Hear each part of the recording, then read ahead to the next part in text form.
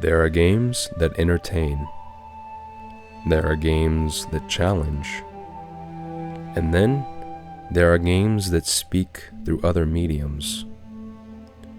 Ones where the wind sings through the trees, stirring the leaves around your feet, or the sunlight that caresses the water as it falls from staggering cliffs.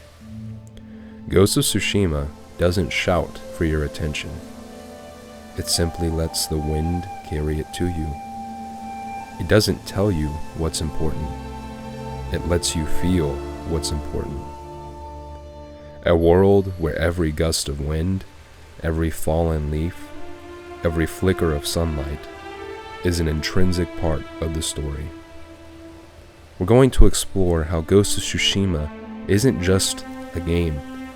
It is truly interactive art, a painting in motion, a canvas guided not by a brush, but by the wind, the crash of the sea waves, and the cry of a fox.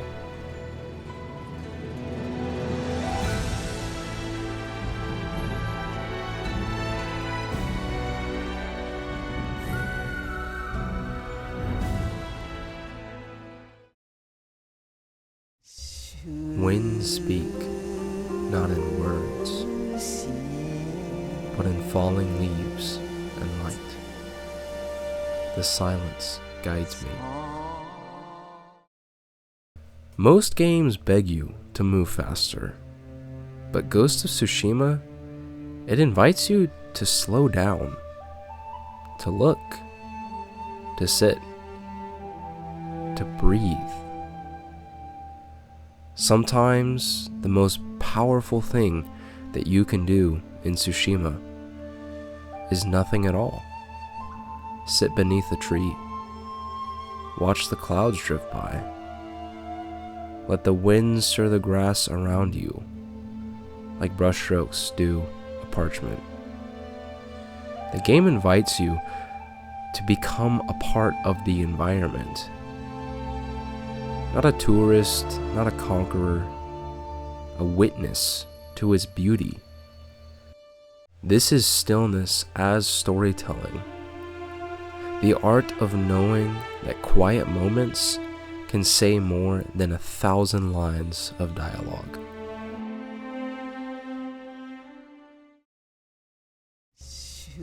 Blood upon red leaves. Honor clashes with regret. Steel reflects the truth. In most open-world games, you follow a glowing dot. In Tsushima, you follow the wind. That's not just a design choice either. It's an artistic philosophy. The wind doesn't guide you geographically. It connects you emotionally to the island itself. It tells you, move with the world and trust this world. It knows the way. The HUD is nearly invisible. Instead of cluttering the screen, the game strips it down bare, leaving space for the world to breathe. Birds lead you to secrets.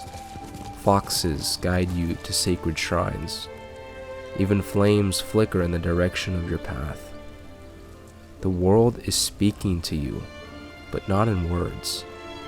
It's communicating through natural movement, the same way a painting might suggest motion through a blur, or stillness through white space. Petals drift like snow. A ghost stands beneath the bloom, heavy with lost names. Color in Ghost of Tsushima isn't just beautiful, it's symbolic. The golden plains of Atsuna aren't just scenic, they also evoke clarity, freedom, and peace. The crimson leaves during a duel suggest the rage and urgency and blood. The snowy mountaintops feel like a soul in mourning, cold, distant, but very pure and peaceful. The island also evolves with Jin. As he shifts from an honorable samurai to the feared ghost, the world changes and darkens. As you progress, you move from one section of the island to another. It becomes snowy and cold. Storms brew more often. Skies become overcast.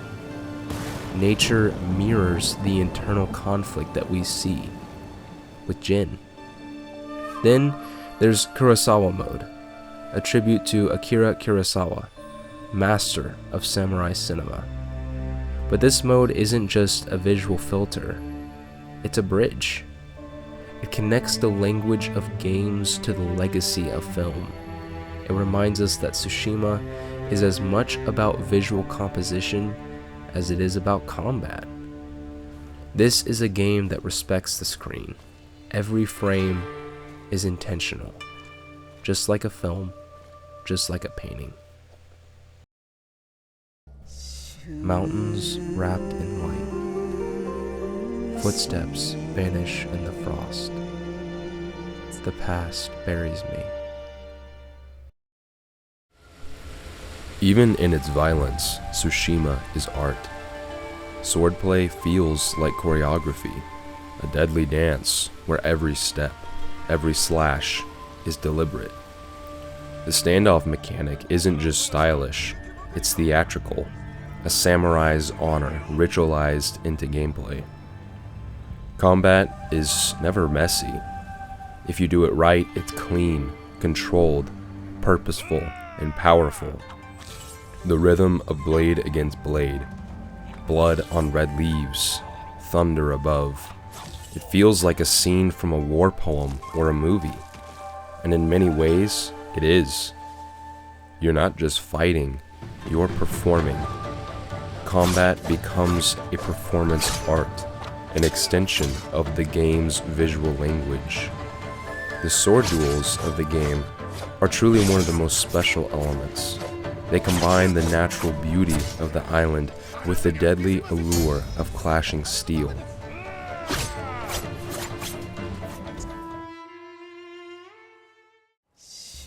Soft paws through the grass. The fox knows where gods once walked. I follow in faith. The island is more than a map. It's memory. It's grief. It's change. As you play, you begin to notice how the world around you remembers. Shrines you once visited now lie shattered. Forests you once crossed in peace become battlegrounds against invaders. Places that were safe become haunted. The world evolves, not just around you, but because of you. Nature just doesn't exist. It responds. The island is a character, watching, adapting, mourning alongside you. That's what separates Tsushima from other worlds, in my opinion.